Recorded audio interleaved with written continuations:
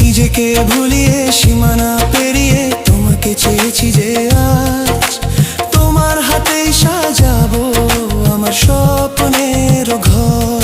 আমি তোমার প্রেমে পড়ে দুনিয়া ভুলে গেছি।